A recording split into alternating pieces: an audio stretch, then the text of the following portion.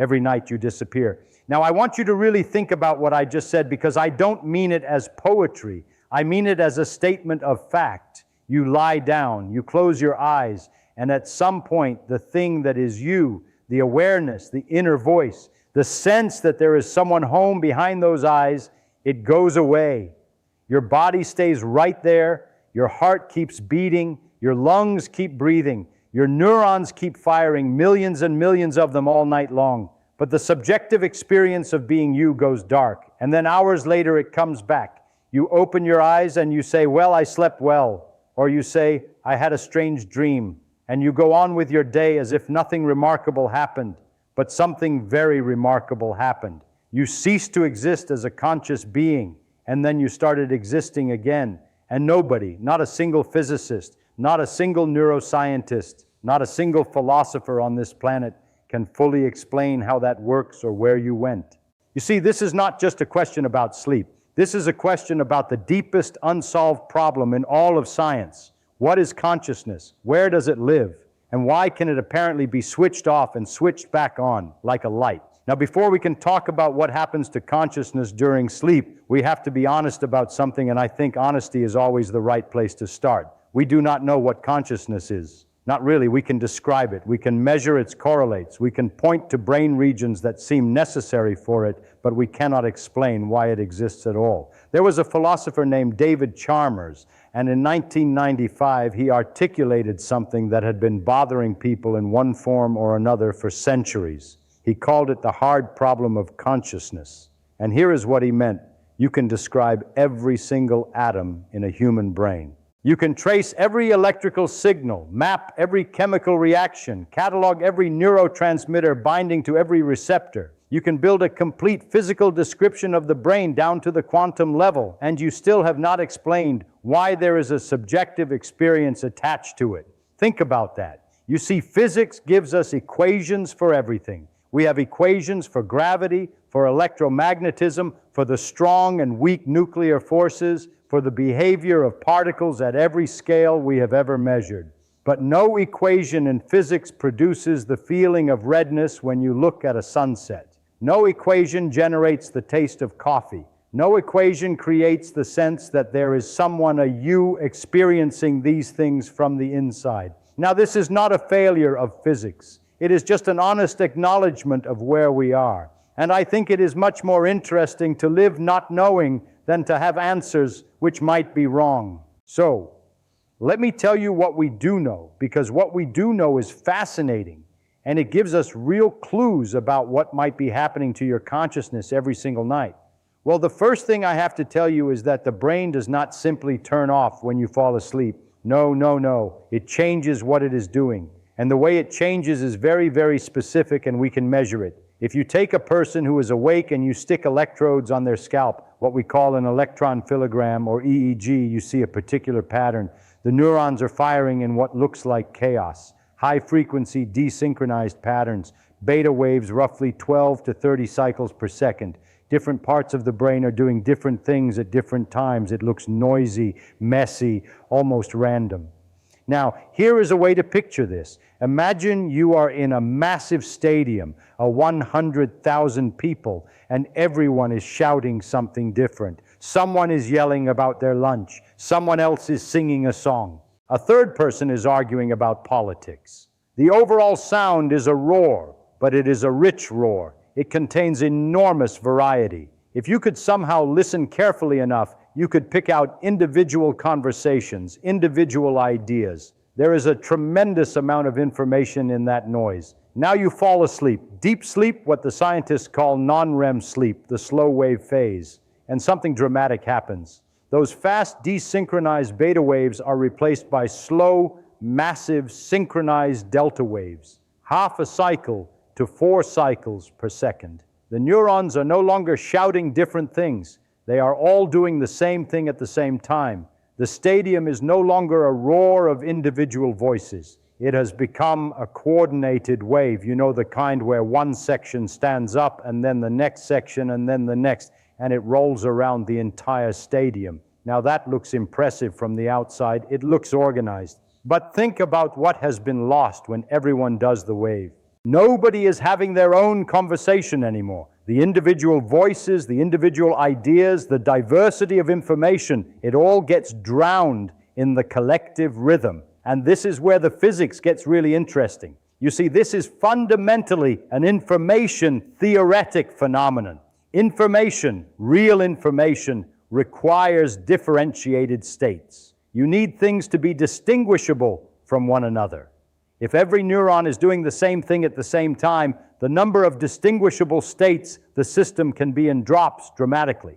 The entropy of the system in the information theory sense collapses. Let me put this differently. A brain full of neurons all firing in sync is like a hard drive where every bit has been set to the same value. It does not matter if it is all ones or all zeros. Either way, the storage is empty. The capacity for information is gone. And here is the deep question. If consciousness requires differentiated information processing and deep sleep destroys differentiation, then consciousness should vanish during deep sleep, which is exactly what seems to happen. You do not experience deep sleep. There is no one home, not because the brain stopped working, but because the brain stopped working in a way that can generate experience. Think about that for a second. Now, there is another piece of this story, and it involves a structure deep in the brain called the thalamus. You see, the thalamus is a relay station. Almost every piece of sensory information that reaches your cortex, the outer layer of the brain where the sophisticated processing happens, almost all of it passes through the thalamus first. Vision, hearing, touch, all of it gets routed through this walnut-sized structure in the middle of your brain. And during wakefulness, the thalamus is wide open. Signals come in from your eyes, your ears, your skin, and the thalamus faithfully passes them along to the cortex. You hear the clock ticking. You feel the fabric of your shirt. You see the light in the room. But during deep sleep, something remarkable happens. Thalamic neurons enter what physicists and neuroscientists call a B-stable mode. They oscillate between two states. An up state where the neuron is depolarized and responsive, ready to pass signals along, and a down state where the neuron is hyperpolarized and silent, completely silent. During those down states, sensory signals cannot pass through. The gate is shut, and this is not a gradual dimming. This is very important. The thalamus does not slowly turn down the volume like a dimmer switch. It flips like a phase transition. You know what a phase transition is? It is when water freezes. At 33 degree F, you have liquid water. At 31 degree, you have ice. There is no gradual transition between liquid and solid. It flips.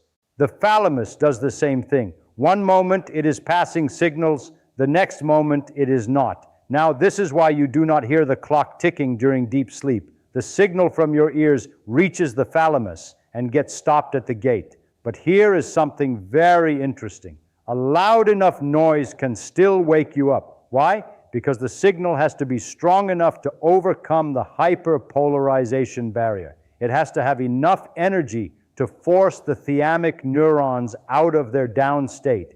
It is a threshold phenomenon. Small signals get blocked. Large signals break through. And you know what? This tells us something important. The brain during deep sleep is not unconscious because it cannot process anything at all. It is unconscious because it has raised the barrier so high that only extreme signals can get in. And even those, when they do get in, they don't produce a normal conscious experience. They just trigger an alarm, a wake-up signal. So the brain has physically disconnected itself from the external world.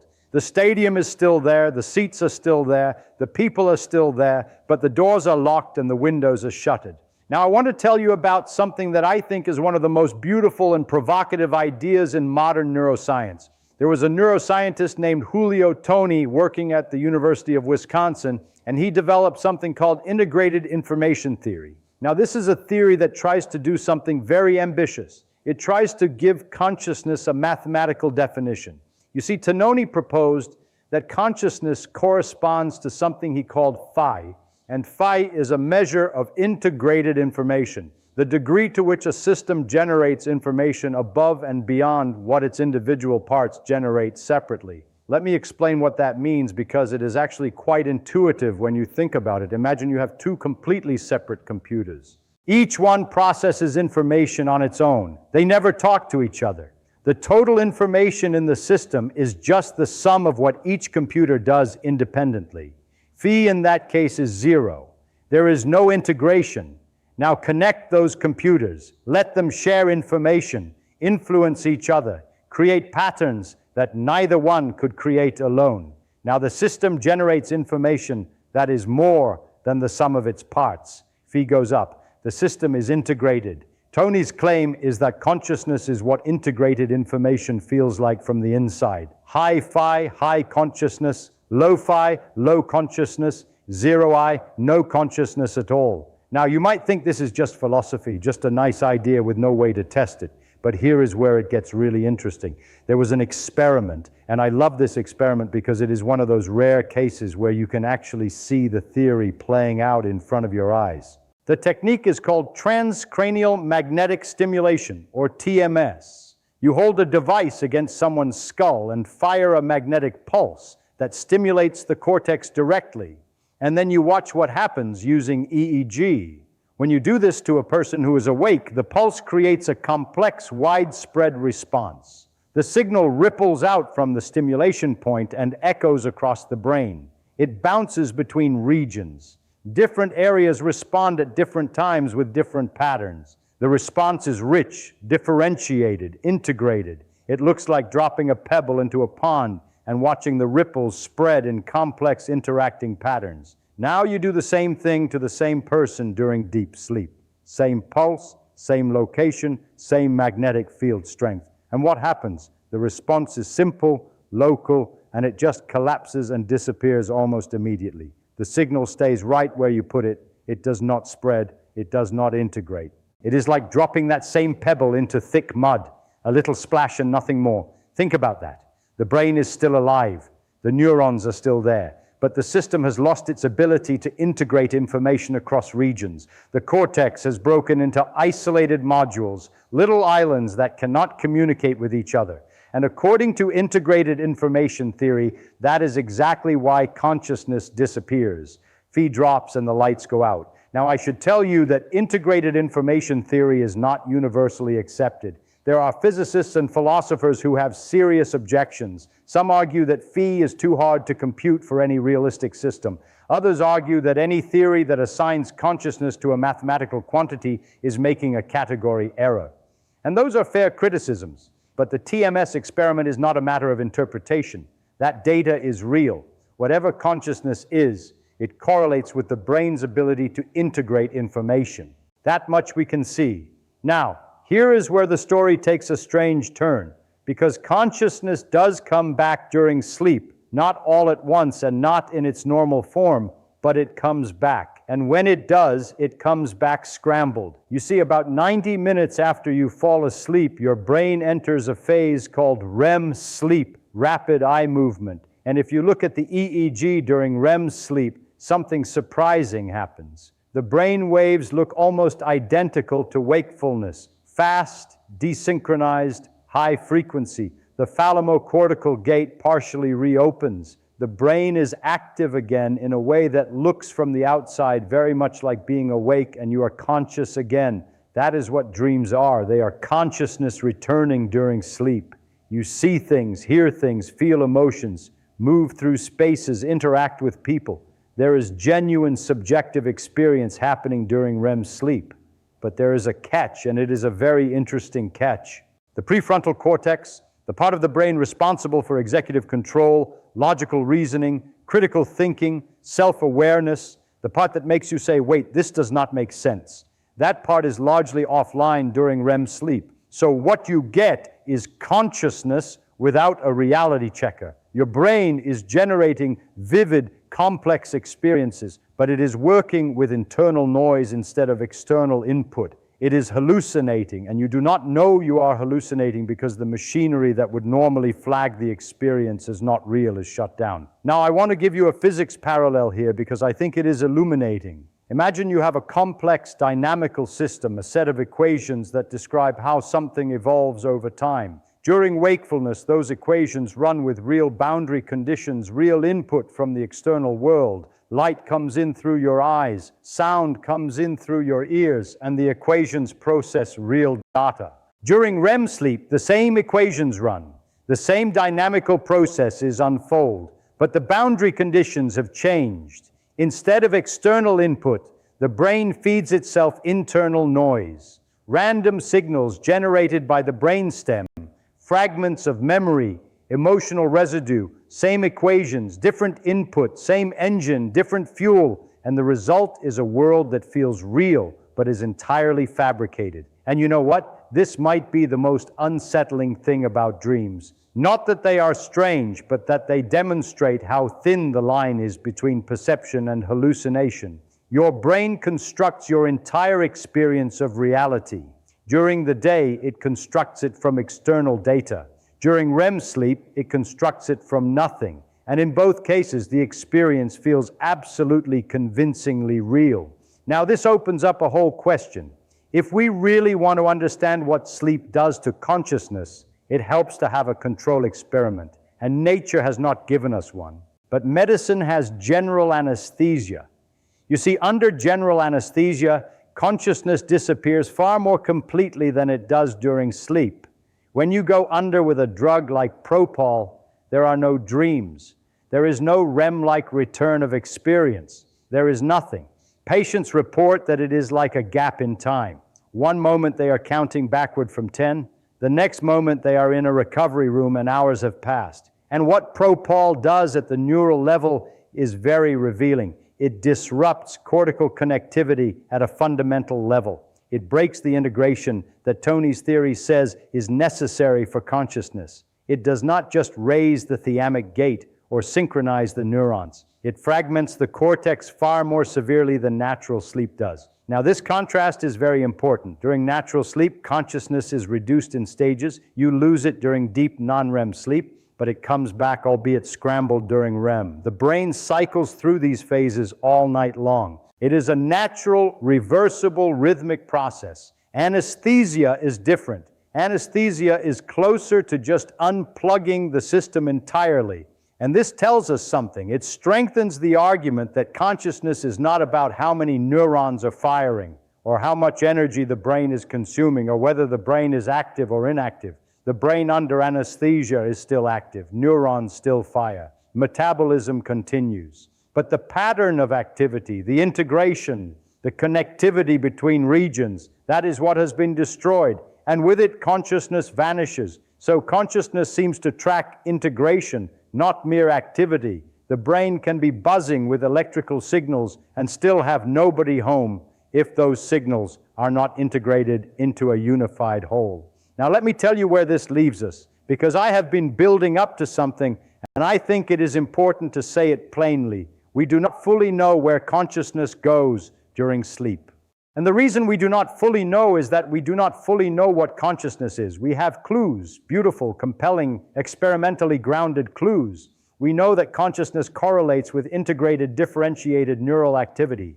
We know that deep sleep destroys both the integration and the differentiation. We know that the thalamus acts as a gate that physically disconnects the cortex from the outside world. We know that when REM brings back something resembling wakefulness, consciousness returns, but in a distorted, uncontrolled form. We know that anesthesia can destroy consciousness even more completely than sleep by breaking cortical integration at an even deeper level. All of this is real. All of this is measurable. And all of it points in the same direction.